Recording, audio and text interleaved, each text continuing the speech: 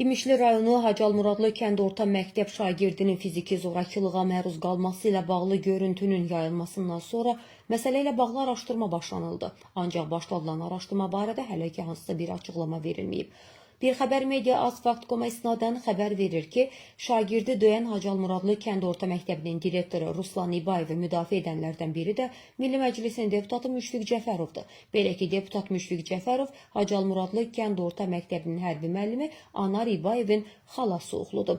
Hərbi müəllim Anar İbayev isə direktor Ruslan İbayevin əmsi oğludur. Bildirilir ki, Milmuğan Regional Təhsil İdarəsinin müdiri Bəhruz Nəbilinin bütün gücü ilə şagirdi döyən məktəb direktoru Ruslan İbayevi müdafiə etməsinin arxasında məhz deputat Müşfiq Cəfərov və sektor müdiri Elşad Uğurliyev faktoru dayanır.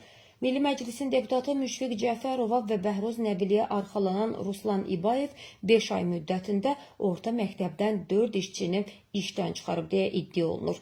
Hətta Ruslan İbayev məktəbin adını daşıdığı şəhid Qoşqar Tarverdiyevin qardaşı Zaur Tarverdiyevi də işdən azad edib. Şəhid qardaşı üzləşdiyi haqsızlıqla bağlı dəfələrlə Ruslan İbayevdən şikayətlər etsə də, sonda direktorun himayədarları qorumağı bacarıblar.